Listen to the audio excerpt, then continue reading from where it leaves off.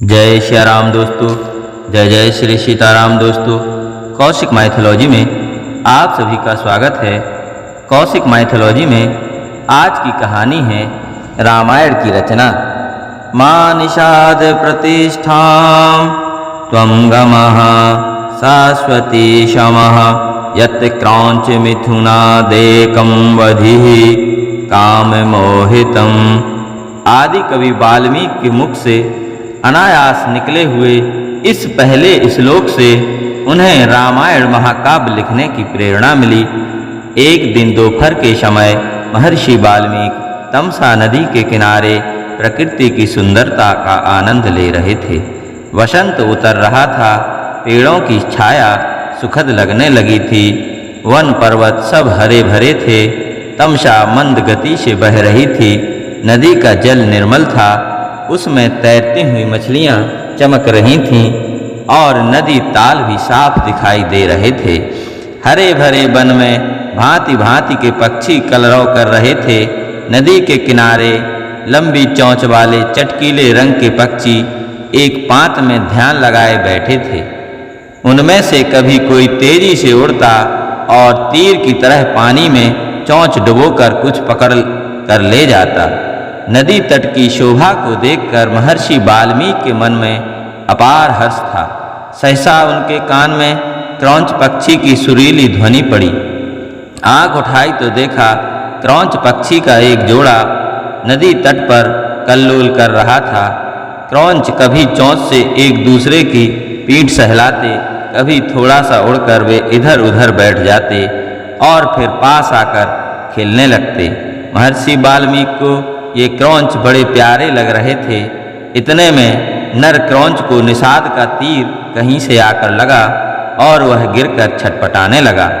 पति की यह दशा देखकर क्रौंच बड़े करुण स्वर में रोने लगी। क्रौंच मिथुन की यह दशा देखकर ऋषि का हृदय करुणा से भर गया। वे शोक सागर में डूब गए। उनके हृदय की करुणा एक श्लोक में फूट पड़ी। हे निषाद, तू बहुत दिन तक प्रतिष्ठित ना रह सकेगा, क्योंकि तूने क्रौंच के जोड़े में से प्रेम मग्न नर पक्षी को मार डाला है। बड़ी देर तक वाल्मीकि शोक के सागर में बेसुध से डूबे रहे। जब वे स्थिर चित्त हुए तब अपने प्रिय शिष्य भरद्वाज से बोले, भरद्वाज, मेरे शोक पीड़ित हृदय से वीणा के लय में गाने योग्य 4 पदों और समान अक्षरों का यह वचन अनायास ही निकला है। मेरा मन कह रहा है कि अवश्य ही यह प्रसिद्ध होगा। भरद्वाज ने यह श्लोक कंठाग्र कर लिया और गुरु को सुनाया। इसे सुनकर वाल्मीकि बड़े प्रसन्न हुए। उन्होंने स्नान किया और वल्कल वस्त्र पहनकर शिष्य के साथ वे अपने आश्रम को चल दिए। मार्ग में भी महर्षि मां निषाद गुनगुनाते चले जाते थे। उनका ध्यान श्लोक के अर्थ पर गया। अर्थबोध से उनको बड़ा दुख हुआ। वे सोचने लगे कि मैंने व्यर्थ ही निषाद को इतना कठोर शाप दे दिया।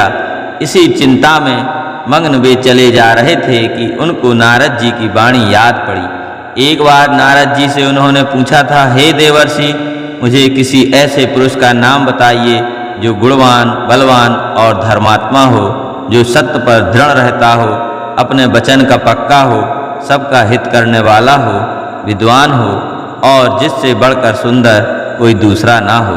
नारद जी ने कहा कि एक ही ऐसे पुरुष को मैं जानता हूँ। वे इक्ष्वाकु वंश के राजा दशरथ के पुत्र राम हैं। वे सब तरह से गुणवान और रूपवान हैं और जब क्रोध करते हैं तब डर के मारे देवता और दानव भी कांप उठते हैं। वाल्मीकि को ये बातें याद पड़ी और रामायण की जो कथा नारद जी ने संक्षेप में सुनाई थी वह भी उनको याद आ गई। यह याद आया कि देवर्षि देवलोक को आकाश मार्ग से किस अद्भुत गति से चले गए थे। जब महाराजा रामचंद्र की कथा वे दोहराने लगे तो सहसा मां निषाद श्लोक का एक दूसरा अर्थ उनके मन में आया।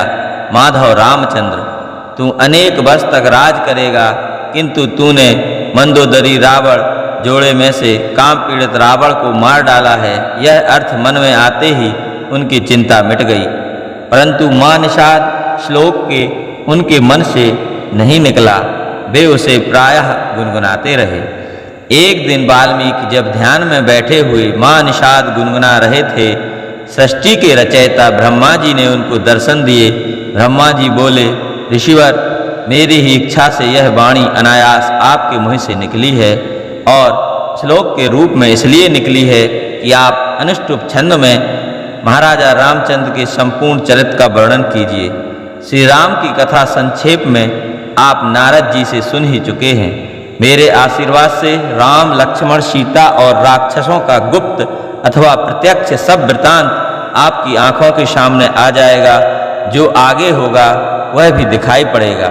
अतः जो आप लिखेंगे वह यथार्थ और सत्य होगा। इस प्रकार आपकी लिखी हुई रामायण इस लोक में अमर हो जाएगी।